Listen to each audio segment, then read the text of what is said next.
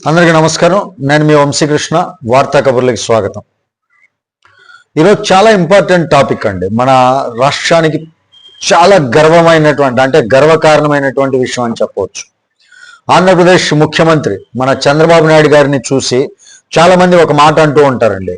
ఆయన ఆలోచనలు చాలా పెద్దవి, కానీ ఇక్కడ పెద్దవి అంటే సాధారణంగా మనం అర్థం చేసుకునేంత అని కాదండి. ఇక్కడ చంద్రబాబు నాయుడు గారు ఒక నిర్ణయం తీసుకుంటే అది ఈ రోజు కోసం అని కాదండి, ఈ తరం కోసం కూడా కాదు, రాబోయేటటువంటి 40 నుంచి 50 ఏళ్ల భవిష్యత్తుని ఆయన దృష్టిలో పెట్టుకొని తీసుకునేటటువంటి నిర్ణయంగా ఉంటుంది.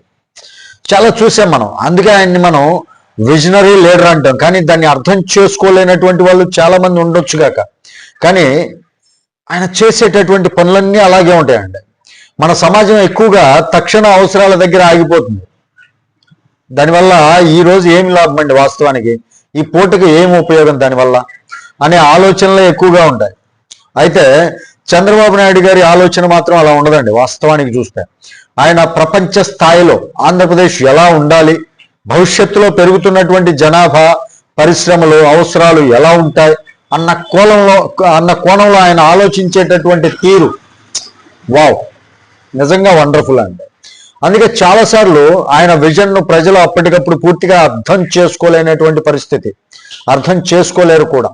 దానివల్ల రాజకీయంగా ఆయనకు చాలా నష్టం జరిగిందని కూడా చెప్పొచ్చు చాలా సందర్భాల్లో. కానీ కాలం గడిచాక మనమే ఒప్పుకుంటాం, అప్పుడు చంద్రబాబు గారు తీసుకున్నటువంటి నిర్ణయాలే ఇప్పుడు ఉపయోగపడుతున్నాయి కదా అని చెప్పి. ఎగ్జాంపుల్ చూసుకున్నట్లయితే సైబరాబాద్ కావచ్చు, జిఎంఆర్ అంతర్జాతీయ విమానాశ్రయం కావచ్చు, లేదా రోడ్ల విస్తరణ కావచ్చు, ఇవన్నీ కూడా అప్పుడు ఆయన తీసుకున్నప్పుడు సైబరాబాద్ విషయంలో కావచ్చు, జిఎంఆర్ అంతర్జాతీయ విమానాశ్రయం విషయంలో కావచ్చు, లేదా రోడ్ల విస్తరణ ఆలోచనలో కావచ్చు, అప్పుడు అవసరానికి మించి ఆయన ఆలోచిస్తున్నారేమో, ఎందుకు ఇప్పుడు ఇవంత అవసరమా అనేటటువంటి అనిపించినటువంటి సందర్భాలు కూడా ఉన్నాయి.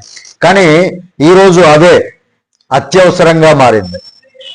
ఒకప్పుడు 2020 విజన్ అంటే నవ్వారు, కానీ అప్పుడు నవ్వినటువంటి వాళ్ళే ఈరోజు ముక్కును వేలేసుకొని షబాష్ అంటున్నటువంటి సందర్భం అనమాట.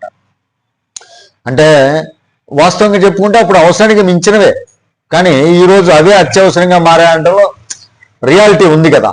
ఇప్పుడు అదే దృక్పథంలో ఆంధ్రప్రదేశ్ రాజధాని అమరావతి నిర్మాణాన్ని కూడా చూడాలి మనం. ఇప్పుడు అసలు కీలకమైనటువంటి విషయం ఈరోజు ఈ వీడియోలో టాపిక్ లో ఉన్నటువంటి విషయం ఒకటి చూసినట్లయితే, ఆంధ్రప్రదేశ్లో తాజాగా చంద్రబాబు నాయుడు గారు ఒక అత్యంత ప్రాధాన్యత కలిగినటువంటిది, అత్యంత వాల్యుబుల్ అయినటువంటి ప్రాజెక్ట్ను శంకుస్థాపన చేశారండి. ఇది సాధారణ ప్రాజెక్ట్ అనుకోవటం నిజంగా మూర్ఖత్వమే అవుతుంది అనమాట. ప్రపంచంలోనే అతి పెద్ద గ్రీన్ అమ్మోనియా ప్రాజెక్ట్, ఒక స్టేట్ లోనే కాదండి నేను చెప్తుంది, ప్రపంచం మొత్తం మీద అతి పెద్ద గ్రీన్ అమ్మోనియా ప్రాజెక్ట్ అంటే అది మన ఆంధ్ర రాష్ట్రం నుంచే మొదలవుతుంది అని చెప్పొచ్చండి. అది ఎక్కడి నుంచి మొదలవుతుందని చూసినట్లయితే కాకినాడ అండి.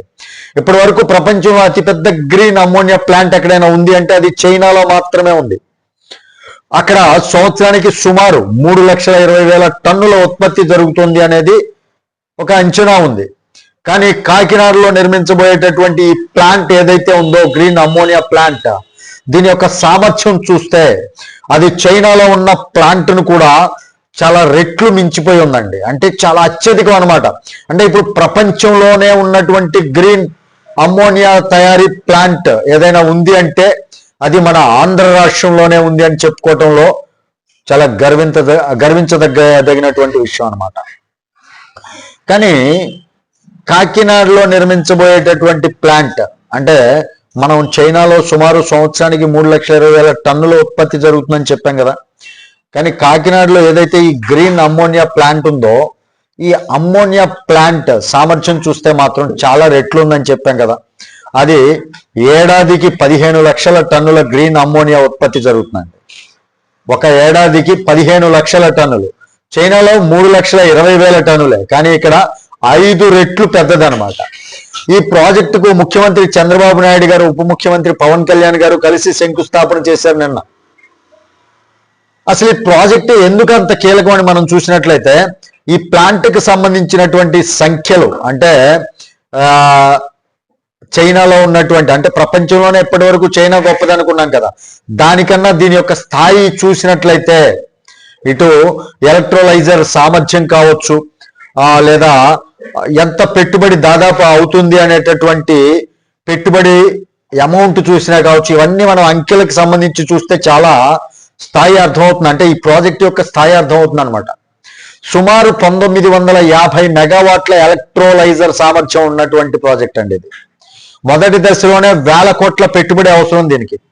3 దశల్లో మొత్తం దీని యొక్క పెట్టుబడి చూస్తే దాదాపుగా 84,000 కోట్ల రూపాయలని మనం చూసినట్లయితే ఎంత గొప్ప ప్రాజెక్టు అర్థమవుతుందండి. ప్రత్యక్షంగా కావచ్చు, పరోక్షంగా కావచ్చు, దీనిలో 8,000 మందికి ఉద్యోగ భృతి అయితే, అంటే ఉద్యోగాలు అయితే లభ్యమవుతాయని మనం చెప్పవచ్చు. ఈ ప్లాంట్ను ఏఎం గ్రీన్ అనే సంస్థ దాదాపు 500 ఎకరాల విస్తీర్ణంలో ఏర్పాటు చేయనుంది అనేది నిన్న చెప్పినటువంటి అంశం అనమాట. ఇది కేవలం ఒక పరిశ్రమే కాదండి, ఇది దేశంలోనే అతి పెద్ద పర్యావరణ రహిత కాదు, రహిత అంటే పర్యావరణాన్ని పాడు చేసేది అనమాట. కానీ ఇది దేశంలోనే, అంటే ఇది మన దేశంలోనే అతిపెద్ద పర్యావరణ హిత పరిశ్రమగా నిలబడబోతుంది అనేది ఒక గ్రేట్ థింగ్ అండి. ఈ గ్రీన్ అమోనియా ప్రాజెక్టు ద్వారా జర్మనీ, జపాన్, సింగపూర్ వంటి దేశాలకు మాత్రమే కాదండి, యూరోప్లోని అనేక దేశాలకు కూడా ఎగుమతి చేయనున్నారు.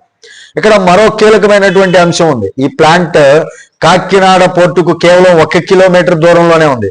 దీంతో లాజిస్టిక్స్ ఖర్చు తగ్గుతుంది, ఎగుమతులు వేగంగా జరుగుతాయి, ప్రపంచ మార్కెట్లో పోటీ పడేటటువంటి అవకాశం కూడా పెరుగుతుంది. ఇప్పటి వరకు ఎక్కువగా ఉపయోగిస్తున్న గ్రే అమ్మోనియా, బ్లూ అమ్మోనియా, వీటితో పర్యావరణానికి భారీ నష్టం జరుగుతోంది. కానీ గ్రీన్ అమ్మోనియా మాత్రం పూర్తిగా క్లీన్ ఎనర్జీతో తయారవుతుంది. కార్బన్ ఉద్గారాలు దాదాపు శూన్యం అనే చెప్పొచ్చు. ప్రపంచం మొత్తం ఇప్పుడు డీకార్బనైజేషన్, నైట్ జీరో ఎమిషన్స్ వైపు వెళ్తోంది కదా. అందుకే రాబోయే రోజుల్లో గ్రీన్ హైడ్రోజన్, గ్రీన్ అమ్మోనియా భవిష్యత్తు ఇంధనాలుగా మారబోతున్నాయండి. ఈ ప్లాంట్ నిరంతరం పనిచేయడానికి solar power, wind power, pumped hydro storage power project వంటి క్లీన్ ఎనర్జీ వనరులు వినియోగించడం జరుగుతుంది అన్నమాట. మొత్తం 7.5 గిగావాట్ల గ్రీన్ పవర్ తో ఈ ప్లాంట్ నడుస్తుంది. ఇది ఆంధ్రప్రదేశ్ ను గ్రీన్ ఎనర్జీ హబ్ గా మార్చాలన్న ప్రభుత్వ లక్ష్యానికి బలమైనటువంటి ఒక అడుగుగా మనం చెప్పొచ్చండి.